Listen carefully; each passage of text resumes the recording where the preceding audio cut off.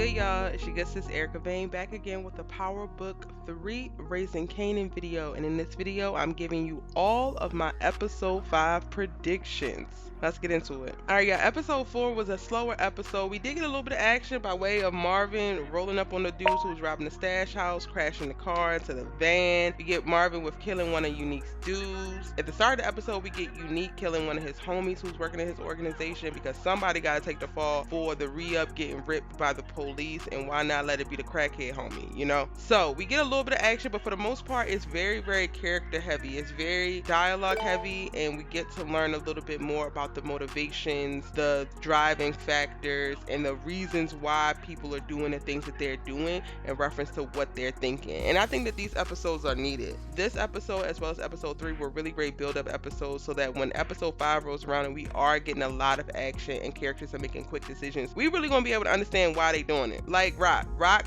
already knew what it was. When she gave Detective Howard that tip on the re-up, she knew what was going down. She knew that this was going to be a thing that could potentially trace back to her, even though she definitely went above and beyond to make sure that she was kind of farther removed. She could have hit it herself, but she didn't. She allowed for the police to do it. But she knows that this war is brewing. That action could come back to Unique, and he could automatically assume that it was her, which would just escalate things. Now Unique has hit back and had his people hit her stash house, so that has further escalated things. And we can see at the very start of the trailer, she's like, yo, we need to go into offensive mode. And this is where I think we are really going to see Rock shine in her gangsta. Okay, up until now, we have seen her moving very strategic. We have seen her doing what needs to be done, but not overly so. She's really leaning on Marvin to be muscle. She's really leaning on Lulu to be the calculated, the thinker, to help in putting things together. But I think now in this episode, episode 5, we're going to see her maybe get her hands a little bit more dirty, get a little bit grittier, and a lot more ruthless. We had Kanan saying in the trailer that, yo, when she go to burn something down, she gonna burn it all down, which means she's going scorched earth. She's entering into this war with Unique, but she ain't finna do, you know, you win a battle, I win a battle, you win a battle, I win a battle. She finna go like, no, I'm trying to win the whole war right now. I'm finna shut it down right now. And we saw in last episode, Unique was actually talking to his boys, and he was just like, I'm just trying to figure out if I'm going to do a headshot or a body shot. This just tell me that Rock is all about headshots. She ain't even thinking about a body shot. On the offensive, she's trying to think about the headshot. How can I actually clean this whole thing up, take this out again? She's going scorched earth, which is also why I really believe that episode 5 is going to be a very action-packed one. We get the preview of them in this like apartment, and Marvin is having to beat somebody up. I'm still struggling with figuring out who the dude is that he's beating on, but it looked like he was talking mess. It looked like he wasn't apologetic or anything, because when Marvin turns back to look at Rock, and I guess Rock is going to give him the okay to go ahead and handle that, he does. And this dude, we haven't seen him around the stash house as far as I know, so this can't be tied to that. It must be tied to something else in reference to them building out the rest of their infrastructure. We know that they're expanding and they're really trying to insulate themselves. Moving the stash to the bodega was already one of those moves. In last episode, we saw Rock go and rent 2 apartments, one on top of each other, and I think that that's going to tie into it. So we definitely going to see things heat up on Rock's end. Our little young buck Kanan. What are we gonna do with him, y'all? Because he just keeps literally failing forward. He cannot stop failing forward. He keeps messing up. And in this episode, he's going to do it again. He's about to go take out whoever he feels like is the snitch on the stash that got them robbed. Whole time it's you, homie. Whole time it's you. He's rolling up on who he thinks is the rat. And process of elimination, y'all, is telling me that he's rolling up on Scrap, because he hasn't really interacted with anybody else in the stash house who knows about the stash house. But if he's rolling up on Scrap, then he's doing so very stupidly.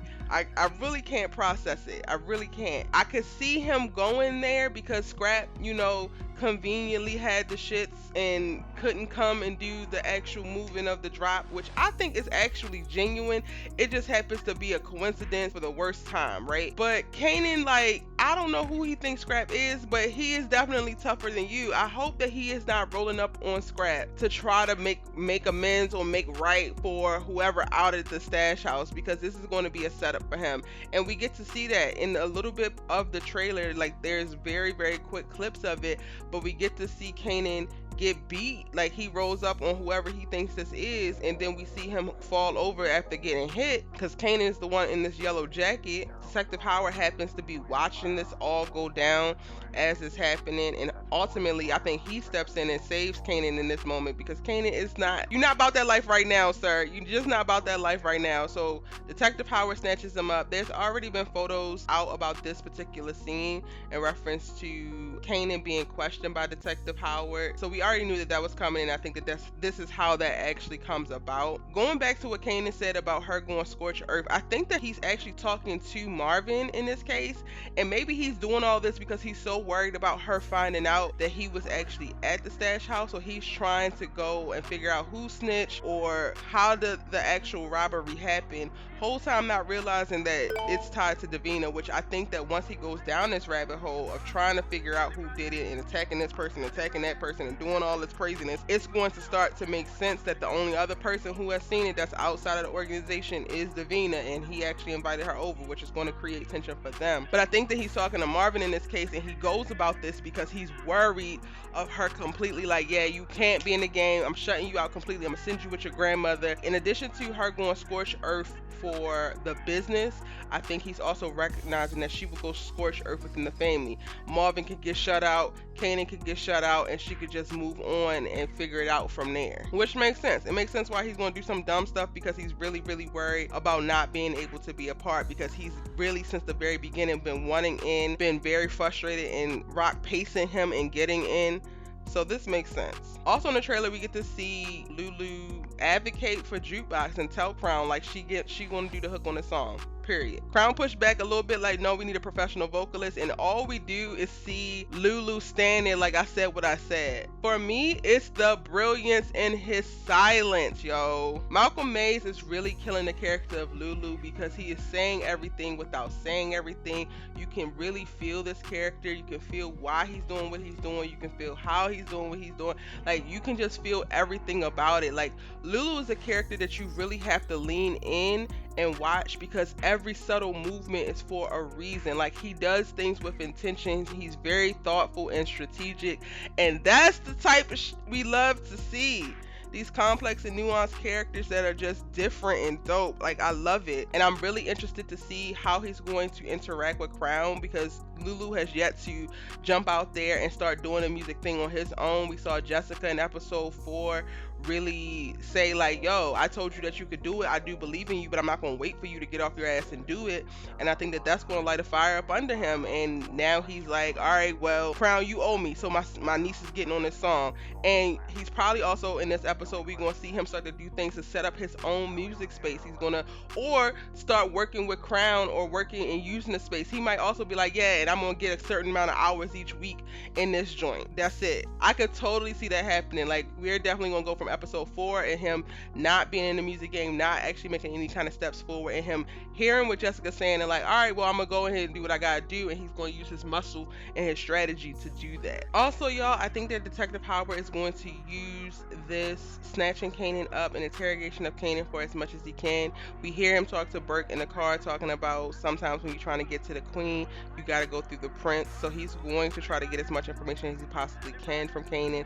However, Kanan ain't gonna be able to give him much because he don't know nothing. Thank God he don't know nothing. Even though I don't think Kanan would speak to the cops anyway in that way, he's definitely not snitching, especially after the cops just snatched him up off of somebody else because he was trying to fight for the fact that this person was quote unquote snitching. We're definitely going to get a little bit more in Detective Howard's story, and hopefully we get an understanding of why he's so convinced that he has to clean up South Jamaica Queens, because clearly he comes from here. Clearly he has this backstory with both Rock and Unique. Clearly he made a different choice in his life and all of that, but he's not squeaky clean. So I'm looking forward to seeing like exactly how this is manifesting, because sir, you're not like the straight cop that just wants everything to be safe and clean and no drugs anywhere. Like, you are part of the game, you're playing in the game, you actually have picked a side in the game until you actually double cross that side, whether you realize it or not.